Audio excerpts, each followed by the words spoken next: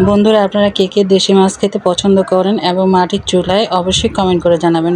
আসসালামু আলাইকুম, কেমন আছেন আপনারা? আশা করি সবাই ভালো আছেন। আলহামদুলিল্লাহ, আল্লাহর রহমতে আমিও ভালো আছি। আজকে দেশি মাছের মধ্যে লবণ আর হলুদ দিয়েছি। এগুলো হচ্ছে একদম টাটকা দেশি মাছ। সেগুলো বাজার থেকে কিনে নিয়ে এসেছি, একবারে টাটকা ছিল। আর সেগুলো মাছ নিয়ে এসে কেটে, আর রাতের বেলা নিয়ে এসেছিলো, সেজন্য কেটে ধুয়ে পরিষ্কার করে নিয়েছি। আর সকালে আপনাদের সাথে ভিডিও শেয়ার করছি।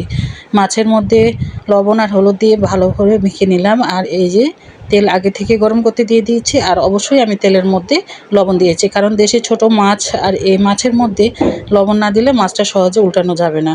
তাই একটু তেলের মধ্যে লবণ দিয়ে দিয়েছি। আর মাছটা আমি এখন ঘুরিয়ে ঘুরিয়ে ভেজে নেব। আর এই যে একটা শিলপাটা নিয়েছি, আর শিলপাটার মধ্যে আমি পেঁয়াজটা মিহি করে একটু বেটে নিব। আপনারা অনেকে ব্লেন্ডারে মিহি করেন, কিন্তু আপনারা শিলপাটায় মাছ পেঁয়াজ বেটে খাবেন। যে কোনো মশলা আপনারা যদি এভাবে শিলপাটায় বেটে খান তাহলে খুবই ভালো হয়। আর এই যে মাছটাকে ঘুরিয়ে ঘুরিয়ে একটু ভেজে নিচ্ছি, খুব সুন্দর করে ভাজা যাচ্ছে। আর এই ভাজার মধ্যে আমি দেখতে পাবেন যে খুব সহজে উল্টানো যাবে। এই যে খুব সহজে উল্টানো হচ্ছে। এখন আমি 2টা শুকনা মরিচও দিয়ে দিয়েছি। আর শুকনা মরিচটা পেঁয়াজটার সাথে একসাথে বেটে নিচ্ছি। একদম মশলা কম পরিমাণে দিয়ে এই মাছটাকে রান্না করব ঝোল করে। এই যে কোনো রুগী বা অসুস্থ লোক এভাবে পাতলা ঝোল করে খেলে কিন্তু অনেক উপকার। ভালো, আমরাও সাধারণত খেয়ে থাকি একটু পাতলা ঝোল করে মাছ রান্না করে। যেহেতু মাছের দাম বেশি, যেহেতু আমরা শহরের মাছ সবসময় কিনতে পারি না। আর অল্প পরিমাণে কিনে এনেছি, আর সেটাই অল্প একটু পাতলা ঝোল করে রান্না করছি। বর্তমান বাজারে এটা 1000 টাকা 1200 টাকা কেজি, তাই হাফ কেজি নিয়ে এসেছি। আর সেটাই আপনাদের সাথে আজকে ভালো মন্দ শেয়ার করছি। এই মশলার মধ্যে লবণ আর হলুদ, অল্প পরিমাণে লবণ দিয়েছি, অল্প পরিমাণে হলুদ দিয়েছি। আর খুব দেখুন কম তেল দিয়ে দিয়েছি। আর ওই যে তেল থেকে মাছটা ভাজা হয়েছে সেই তেলের মধ্যেই আমি মশলাটাকে ভেজে নিয়েছি কম তেল দিয়ে। আর সেই তেল দিয়ে আমি মশলাটাকে কষিয়ে নিলাম। এখন দিচ্ছি সামান্য একটু ধনিয়া পাতা কুচি।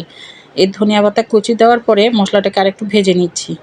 দেখুন একদম কড়া করে ভেজে নিচ্ছি, যেন মশলাটা সুন্দর করে ভাজা যায়। এখন মশলা থেকে একবার একটু হালকা করে তেল বের হয়ে এসেছে, তখন আমি মাছগুলো একটু ঢেলে দিয়েছি। ঢেলে দিয়ে একটু উল্টাপাল্টা করে নেড়ে চেড়ে এখন আমি ঝোলের পানি দিয়ে দিব। আবার কুসুম কুসুম গরম পানি দিচ্ছি। কুসুম কুসুম গরম পানি দিয়ে ভালো করে একটু নেড়ে চেড়ে নিচ্ছি। তারপরে এই যে বলক এসে গেছে, এখন একটু সামান্য একটু লবণ মনে হয় কম হয়েছে, আমি একটু লবণ দিয়ে দিয়েছি। কারণ এভাবেই পাতলা ঝোল করে রান্না খেলে স্বাস্থ্যের জন্য অনেক ভালো। তাই এভাবে অল্প সময় অল্প উপকরণ দিয়ে আজকে দেশি গুঁড়া মাছের পাতলা ঝোল। বন্ধুরা, যদি ভালো লেগে থাকে অবশ্যই একটা লাইক সাবস্ক্রাইব করে বন্ধু হয়ে পাশে থাকবেন, যেন আপনাদের সাথে প্রতিনিয়ত আমার ভালো মন্দ শেয়ার করতে পারি। ধন্যবাদ বন্ধুরা, ভালো থাকবেন সবাই। আসসালামু আলাইকুম।